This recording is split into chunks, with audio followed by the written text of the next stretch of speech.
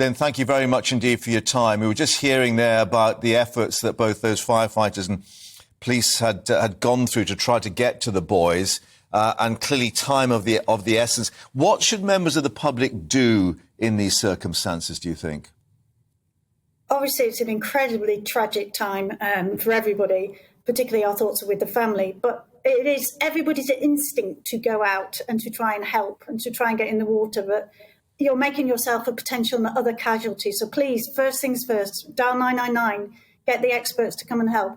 If you see somebody going in the water, see if you can throw them a device. There might be a life ring. It might be just a really long branch that you can push out to somebody to try and get them to grab hold of it so that you can try and pull them back out the water.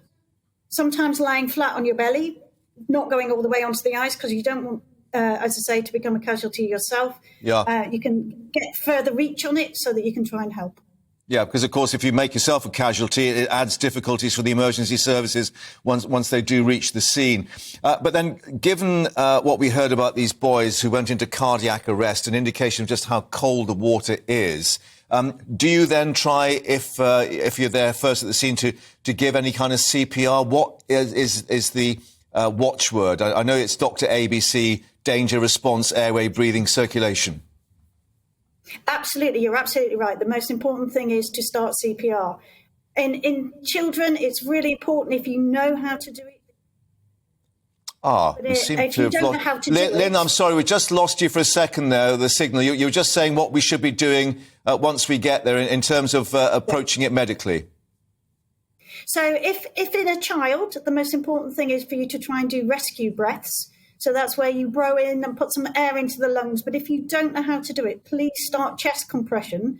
But again, dial 999 first, put your phone on speakerphone, and the call handler will help you. They'll tell you exactly what you need to do. Really important, try and get somebody to get some warm blankets to get over the casualty so that they're warm.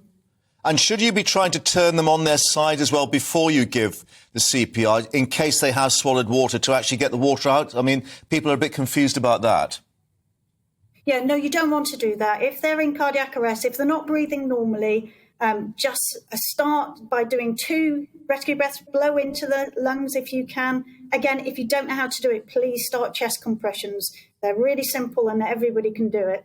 Yeah, and what's the advice for parents, mums and dads and other people to get the training to do this? I mean, are there sort of evening classes and things that you can go to with St John Ambulance to get expert advice? Absolutely. There's lots of resources out there. So if you go onto our website, sga.org.uk, you'll see where the nearest places are for you to do courses. There's also some really useful advice on social media. You can look at some YouTube videos. There's an app that's free to download that you can give you the information. Always best to be prepared. Yeah. Ideally, I'd love everybody to do a face-to-face course. But at least if you've looked at a video, you'll know what to do if you are confronted with such a horrific incidents.